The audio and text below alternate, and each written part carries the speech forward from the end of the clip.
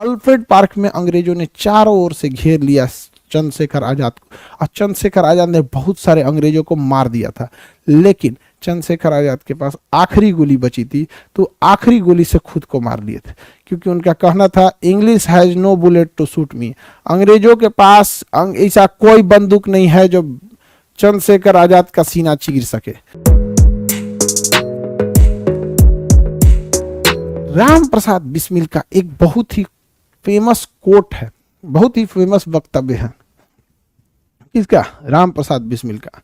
सरफरोश की तमन्ना अब हमारे दिल में है, देखना है जोर कितना बाजुए कातिल में है।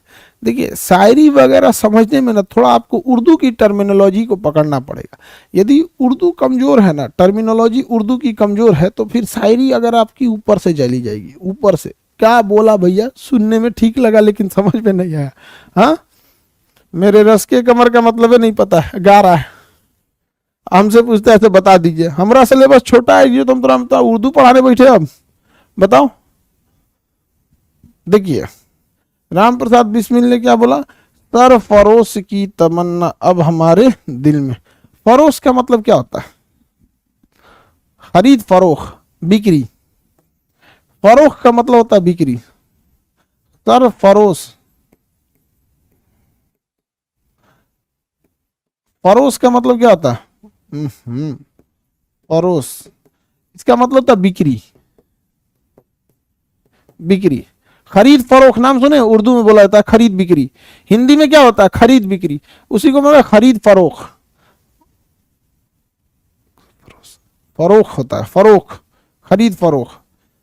सरफरोश की तमन्ना मतलब क्या ना? बिक्री। सरफरोश की तमन्ना, तमन्ना मतलब क्या होता है? इच्छा। तमन्ना मतलब इच्छा। उर्दू में, हिंदी में कहते हैं इच्छा, उर्दू में कहते हैं तमन्ना। समझ में आ गया कि नहीं आ गया? तो सरफरोश की तमन्ना, सर मतलब था खोपड़िया, फरोश मतलब था बेचना। सर काट कर बेचने की इच्छा अब हमारे दिल में है, अब हमारे दिल में है। उन्होंने क्या कहा?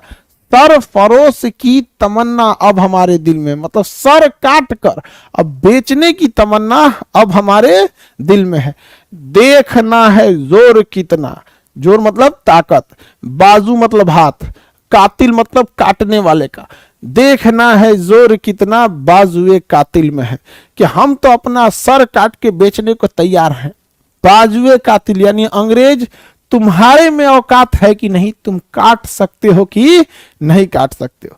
समझ में आ गया कि नहीं? हम तो काटने, गर्दन कटवाने के लिए तैयार है, हम अपने गर्दन आजमाते हैं, तुम अपना तलवार आजमाओ। समझ में आ गया कि नहीं आ गया? सरफरोश की तमन्ना अब हमारे दिल में है, देखना है जोर कितना बाजुए कातिल में है। भगत सिंह, किसने बोला था? राम प्रसाद बिस्मिल, राम प्रसाद बिस्मिल। ये सब के सब एकदम गरम दल वाले, एकदम भयानक, मार धार, अंग्रेजों को उड़ा डालना, एकदम खतरनाक। इन्होंने कहा, ये सब के सब किससे प्रभावित थे? सचिन सान्याल से प्रभावित थे। सचिन सान्याल काफी सुलझे हुए व्यक्ति, और उनके अंदर गरम दल वाली बात बहुत ज्यादा थी। हालांकि सचिन सान्याल जो थे पढ़ाते थे, टीचर के तौर पे बच्चों को ऐसे पढ़ाते थे, लेकिन उसी बीच में वो बच्चों को देखते थे कौन खतरनाक है जो मार धार कर सकता है एकदम, वहां पे उसको कहते इधर इधर इधर तुमको ये करना है। धीरे धीरे धीरे अंग्रेजों के चमचे भी बहुत ज्यादा थे। भारत में आप देखिएगा ना, आपके घर में ऐसे ऐसे लोग मिलेंगे, इधर का बात उधर कर देंगे। आप देश तो बहुत बड़ी चीज हो जाती है। परिवार में लोग मिलते हैं, तनी सा बात कहिएगा तो इधर का बात उधर कर देगा। एक से एक होते हैं सब रिश्तेदार में, देखिएगा एगो कोनो को बात कह दीजिएगा तो पाट के रद्द कर देगा इनने से उनने बात। तो इन लोग को ये भी डर था कि अंग्रेजों को पता ना चल जाए, और इन्होंने क्या किया? 9 अगस्त 1925 को एक ट्रेन लूट लिया। वो ट्रेन लखनऊ जा रही थी सहारनपुर से। सहारनपुर उत्तर प्रदेश का एक जगह है, सहारनपुर। सहारनपुर से वो ट्रेन जा रही थी, कहाँ के लिए जा रही थी? लखनऊ के लिए। कहाँ के लिए जा रही? लखनऊ के लिए जा रही थी। बीच में एक जगह आता है काकोरी, बीच में जगह आता है काकोरी, कानपुर के पास है काकोरी।